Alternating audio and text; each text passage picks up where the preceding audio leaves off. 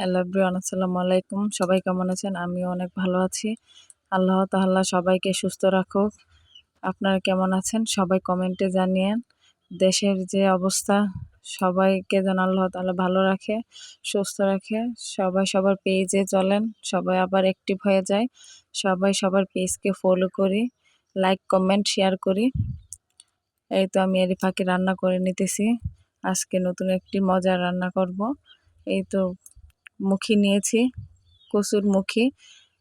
কার কার অঞ্চলে এটাকে কে বলে কমেন্টে জানিয়েন। আর কে কোন জায়গা থেকে ভিডিওগুলো দেখতেছেন সবাই কমেন্টে জানিয়েন।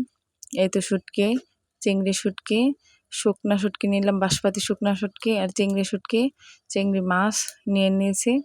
নিয়ে হালকা ভেজে এখন একটু ধুয়ে নিব, পরিষ্কার করে নিব। এই তো মশলাগুলো আমি কষিয়ে নিলাম, নিয়ে শুটকিগুলো দিয়ে দিলাম, মাছ শুটকিগুলো দিয়ে ভালো করে কষিয়ে নিব। এই তো আমি ভালো করে কষিয়ে নিতেছি। কষানো শেষ হলে তারপর মুখিগুলো দিয়ে দিব। আমি হাতে একটু ভালো করে মুখিগুলো মাখিয়ে নিলাম, নিয়ে এই তো ভালো করে মেখে নিলাম, নিয়ে দিয়ে দিলাম মশলাগুলোর উপরে, দিয়ে ভালো করে কষিয়ে নিয়ে পরিমাণ মতো পানি দিয়ে দিব, ভালো করে কষিয়ে নিব। এই তরকারিটা খেতে অনেক মজা। কয়েকটা চালতা দিয়ে দিব আমি, চালতা দিয়ে খেলে অনেক ভালো লাগে। এই তো আমি কষিয়ে নিতেছি। এর ফাঁকে চালতাগুলো ধুয়ে পরিষ্কার করে দিয়ে দিলাম, দিয়ে একসঙ্গে ভালো করে সিদ্ধ করে নিব। এই তো দেখেন তরকারিটা দেখতে কীরকম সুন্দর হয়েছে, মাশাল্লাহ। খেতেও অনেক মজা হয়েছে। সবাই সবার পেজটাকে লাইক, কমেন্ট, শেয়ার করে দিবেন। এই তো যারা যারা আমার ভিডিওগুলো দেখেন তারা আমাকে জানাতে পারেন।